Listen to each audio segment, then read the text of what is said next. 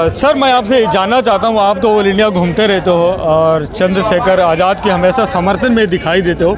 आज जो रैली है, इस रैली से जनता को क्या मैसेज देना चाहेंगे आप? चंद्रशेखर आज़ाद के समर्थन में नहीं, मैं अभी भी यहाँ पर बहुत सारे लोगों से नेगेटिव सवाल ही कर रहा हूँ। मैं ये पूछ रहा हूँ कि भाई यहाँ पर आकर आप अपना समय क्यों बर्बाद कर रहे हो? चंद्रशेखर आज़ाद में आपको ऐसा दिख क्या रहा है? क्या दिख रहा है? आपको पढ़ाई लिखाई करना चाहिए। आप नेता के पीछे झंडे और डंडे लेके घूमोगे तो पढ़ाई लिखाई कब करोगे?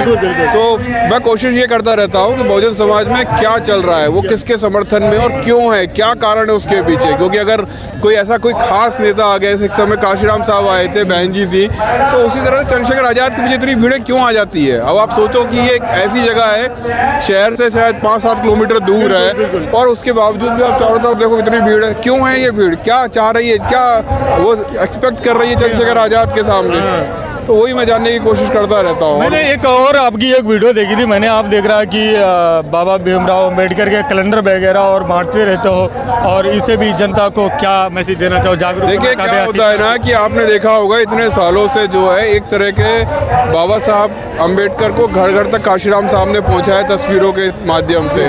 अगर आप कैलेंडर दिन साल भर लगाओगे, उसमें नई नई तस्वीरें देखोगे, चीज़ों को जानोगे, तो आपके जो घर के बच्चे हैं, जो महिलाएं हैं, जो अम्बेडकरवाद से आज भी दूर हैं, वो उसके बारे में सवाल करेंगे, ये क्यों लगा हुआ है कैलेंडर, इसमें क्या है, इन्होंने हमारे लिए क्या किया। धीरे धीरे जागरूकता बढ़ेगी, और बचपन से अगर जागरूकता ऐसी बढ़ती रहेगी ना, तो एक दिन वो बच्चे भी अम्बेडकरवादी बनेंगे। अच्छा, ये बताइए, अगर भैया को अभी तो कुछ लोगों जनता से मैंने सवाल किया है कि कुछ लोग कह रहे हैं कि हम मुख्यमंत्री के रूप में देखना चाहते हैं, और मैंने मेरे हिसाब से कम ज़्यादा से ज़्यादा लोग ये कह रहे हैं कि भैया को प्रधानमंत्री बनना चाहिए। अगर भैया प्रधानमंत्री जनता बनाती है, क्या करना चाहिए भैया को जनता के लिए अगर प्रधानमंत्री बनते तो? देखिए, प्रधानमंत्री तो एक बहुत बड़ा लक्ष्य हो गया। नहीं, जनता कह रही है, हम नहीं कह रही है। अगर वो प्रधानमंत्री बनते हैं तो आप देखो ना कि आज जब जो सांसद हैं तो सबसे ज़्यादा मुद्दों को वो संसद में उठा रहे हैं जी। लग रहा है कि कोई बहुजन नेता संसद में दौड़ रहा है।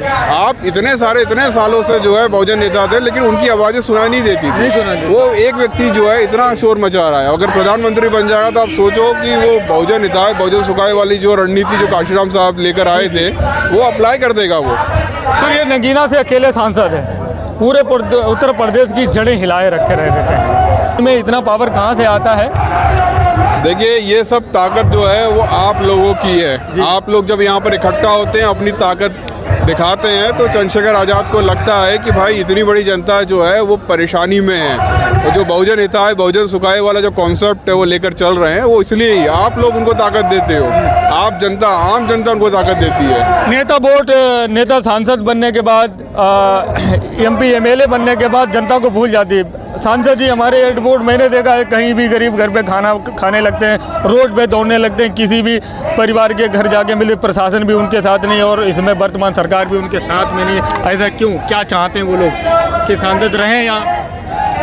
देखिए, जिस तरह से आप बोल रहे हो कि नेता जो है भूल जाता है जनता को भूल जाते हैं, लेकिन मैंने ये चीज़ नोटिस की कि चंद्रशेखर आज़ाद, अभी हाल ही में एक किस्सा हुआ था जिसमें जो है रोड बहुत ख़राब थी, वहाँ कोई भी जो है ऑफिसर जाता नहीं था। चंद्रशेखर आज़ाद ने क्या किया कि वो रोड, कच्ची रोड कीचड़ में जो है पैदल चलती है। अब जो जितने ऑफिसर थे उनके साथ जाना ही पड़ेगा, उन सबके पाँव गंदे करवाए, उनके कपड़े गंदे करवाए, और कुछ ही दिनों बाद वो रोड पक्की हो गई। तो इस तरह का जो नेता है बहुत कम देखने को मिलता है। अक्सर मैंने देखा भैया के साथ में आप चलते हो, क्या व्यक्तिगत? नहीं, ऐसा कुछ नहीं है। मैं तो ऑल ओवर इंडिया घूमता हूँ, और आप देखो कि अब कोई खास व्यक्ति अगर वहाँ पर कोई काम कर रहा है, अब जैसे मैं यहाँ से ग्वालियर से हूँ, लगभग 150 किलोमीटर होगा यहाँ से, तो मैं यही देखना चाहता था कि UGC के बाद क्या माहौल बन रहा है, लोग किस तरह से लोग चंद्रशेखर आज़ाद का समर्थन कर रहे हैं। तो यहाँ आ गए। कभी ऐसा लगता है कि हमें बाबा साहब अम्बेडकर के जन्म स्थान पे जाना चाहिए, वहाँ चले जाते हैं। तो हम टकराते रहते हैं, और जो ज़्यादा दिखेगा, जो ज़्यादा काम करेगा, उसी को तो आप दिखाओगे। आप तो बहुत अच्छे स्पॉन्सर हैं, और जनता को ये बात बता दीजिए कि जो UCG है वो इनके समर्थन में कितना अच्छा है, कितना बेहतर है। UGC एक तरीके से आप समझ लो कि जब आप एग्ज़ाम दे रहे होते हो, प्रैक्टिकल दे रहे होते हो, वहाँ वाइवा होता है, वाइवा में आपके नंबर जो है कम ज़्यादा कर दिए जाते हैं। आप कितना भी अच्छा जो है थ्योरी लिख देते हो, लेकिन आपको पीछे कहाँ से कर दिया जाता है? वाइवा से कर दिया जाता है। अब यूजीसी एक ऐसा हथियार आपको मिल गया है कि आप उस टीचर की शिकायत कर सकते हो, और अगर उसका प्रूफ पाया गया तो व्यक्ति जो है वहाँ से पद से हटा दिया जाएगा। यूजीसी इसलिए घबराए है कि जो हमारे ऊपर हमको दबाने की कोशिश की जाती है ना, वो चीज़ें जो हैं वो अब यूजीसी के लागू होने के बाद वो नहीं हो पाएंगी, इसलिए ये सारे लोग विरोध कर रहे हैं। और जो लोग ऐसा काम करते ही नहीं है ना, उनको यूजीसी से कोई प्रॉब्लम ही नहीं है। एक और सवाल है कि कुछ लोग कहते हैं कि पहले से भी एक हरिजन एक्ट लागू है, उससे भी गलत तरीके से ये एक्ट लगा दिया जाता है। तो बहुत सारे एक्ट हैं ऐसे, आपका दहेज प्रथा वाला एक्ट है, उसका भी मिसयूज होता है कि नहीं होता है? खुलेआम होता है। ऐसा जो है रेप वाला एक्ट है, उससे भी मिसयूज होता है कि नहीं होता है? तो ऐसा मतलब ये थोड़ा ना कि उनको हटा दिया जाए, क्योंकि बहुत सारे ऐसे लोग हैं जिनके ऊपर सच में जो है उत्पीड़ना हो रही है, उनको क्या करेंगे फिर? तो ST/SC एक्ट जो है ये बहुत ही अच्छा है, इसने एक बहुत बड़ी ताकत दी हम लोगों को। आज हम लोग यहाँ खड़े हुए हैं ना, हमको कोई कुछ बोल नहीं पाता, लोग घबराते हैं, वो ST/SC एक्ट की वजह से हुआ। यूजीसी आएगा तो आपको पढ़ाई लिखाई में कोई बाधा नहीं आएगी, आपको जो है कोई रोक नहीं पाएगा।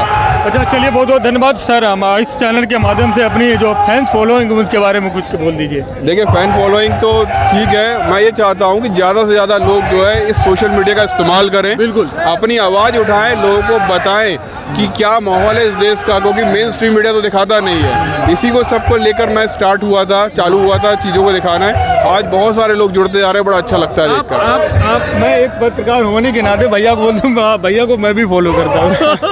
नहीं, ज़रूरी है ये। और मुझे क्यों करता हूँ मैं आपको बता दूं, क्योंकि ये जो काम करते हैं वो एक बहुत अच्छा काम करते हैं। ज़मीनी से तो हर वो चीज़ दिखाते हैं जो आप लोगों ने नहीं पहुंच पाते हो, वो भैया दिखाते हैं। चलिए, बहुत बहुत धन्यवाद सर। ओके जी, जय भीम। जय भीम, जय भीम, जय